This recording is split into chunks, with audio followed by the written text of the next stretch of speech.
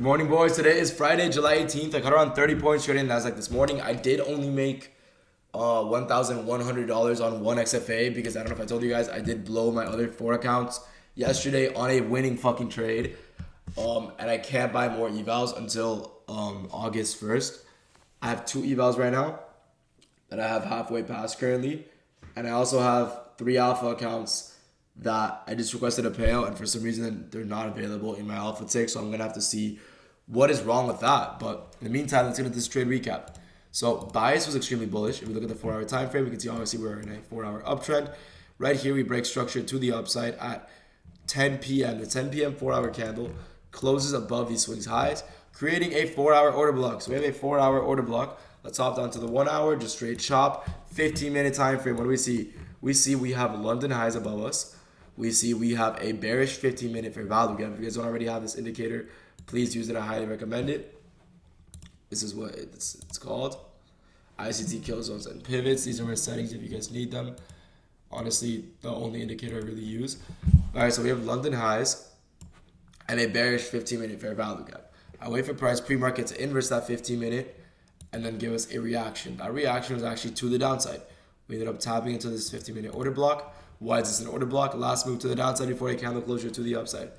So we tapped into a 15-minute order block inside a 15-minute bullish inverse, right? And then what do? We immediately react off that. We get an actual candle closure to the upside at 925. That is when I entered in long right here, targeting London highs.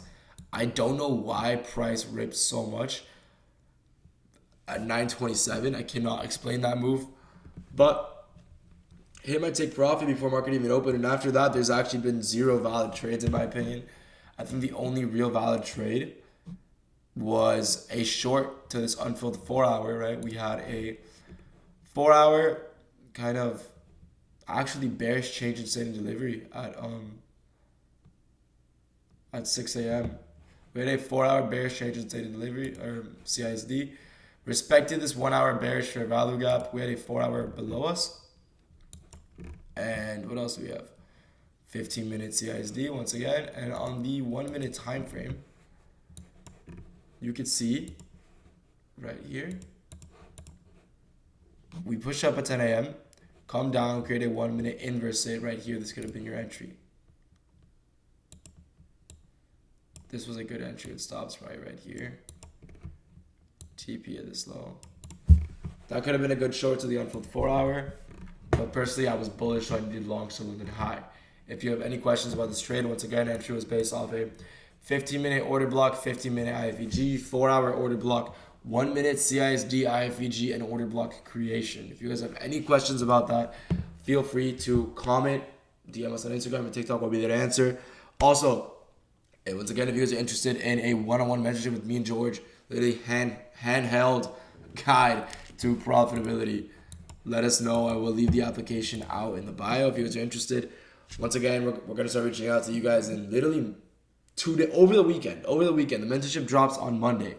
So we will start accepting students on Monday. So don't be fucking afraid to sign up because we are going to start accepting students on Monday. So pretty hyped for that. I'm hyped to see which one of you guys are actually interested in working with us. If you guys have any questions, please leave a comment. I will see you guys on Monday. Have a great fucking weekend and trade safe. Peace out, boys.